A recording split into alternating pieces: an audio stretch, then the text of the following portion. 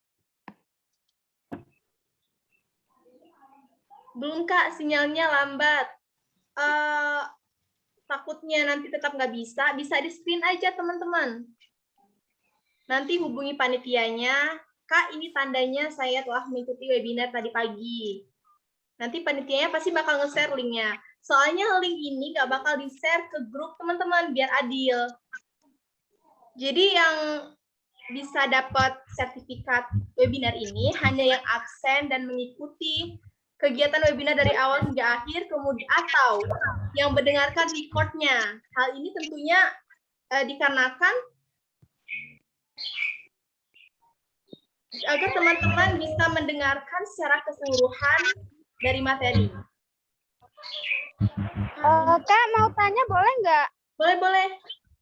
Gimana? Yang udah isi absen itu tuh nanti langsung dapat sertifikat ya, Kak? Nanti dikirim lewat email, jadi jangan sampai salah ya ngisi emailnya. Udah sih, Kak, tapi punya teman saya udah masuk sertifikatnya, tapi punya saya kok belum ya? Nanti bakal nyusul Kak, tenang aja. Soalnya kan ini kan 500 tadinya. Yang ikut dia 500. Nanti ditunggu aja ya Kak ya. Oh iya ya. Ya, makasih banyak ya Kak. Oke. Ini semuanya udah presensi belum? Kak, boleh nanya nggak Kak? Boleh. Kak, saya kan sudah isi presensi, terus itu sertifikat saya juga sudah masuk di email. Cuman nama saya itu tertindis-tindis sama peserta, jadi tertindis-tindis gitu tulisannya. Di sertifikat gimana ya, Kak? Oh, kalau itu nanti misal tetap tertindis-tindis ataupun apapun itu bisa hubungin Kak Indah nantinya deh ya. Atau panitia lainnya. Oke, siap Kak. Boleh tahu namanya siapa ya? Isi di Google. Yang mana Kak? Yang barusan. Yang tertindis-tindis Kak?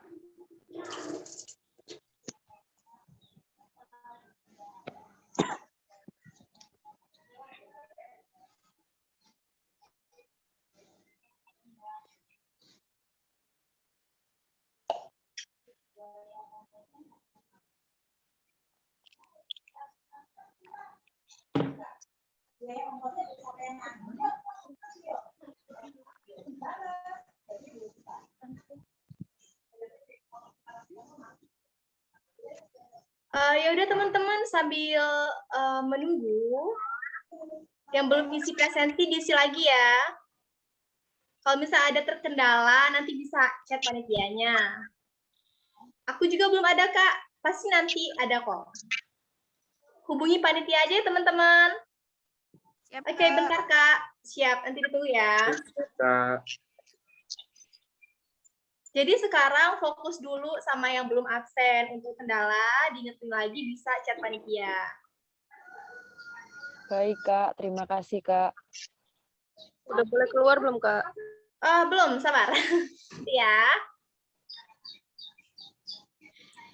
Boleh makan belum ya, Kak? Absennya baru masuk 400-an.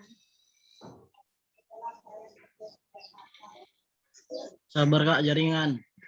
Oke. Kak, izin bertanya. Ya, gimana? Setiap saya ikut webinar gini, sertifikatnya nggak masuk langsung ke email ataupun Google Drive saya. Kenapa ya, Kak? Gimana sih? Nanti kalau untuk diingetin lagi, misalnya untuk kendala teknis ataupun apapun itu, bisa chat aja ya, teman-teman. Ya, mungkin emailnya salah sih salah satunya. Udah benar, Kak. Atau coba cek di kolom spam. Kolom apa, Kak? Boleh diulangi? Di spam deh. Kan di email tuh ada bagian spamnya. Atau juga email kamu udah disinkron belum? Kalau misalnya belum disinkronisasi kan dia nggak ke-up gitu chatannya. Tuh. Izin menambahkan, Kak, biasanya setelah webinar, jarak 1 minggu atau 3 hari itu baru sertifikatnya dibagikan. Ya, enggak sih. Sebenarnya itu sih tergantung dari panitia sih, Kak. Sebenarnya. Ini sih kayaknya masalah teknis dari emailnya sendiri. Mungkin belum, coba sinkronisasiin aja nanti. Atau coba di kolom chat ya. Tapi kalau misalnya benar-benar nggak ada, itu kayaknya teknis dari email sendiri deh, bisa chat panitianya untuk yang KKN tadi ya. Mungkin Kak Renaldi Jovanda mau menyampaikan sesuatu? Udah berapa, Kak? Jadi untuk sertifikat yang namanya berantakan itu kayak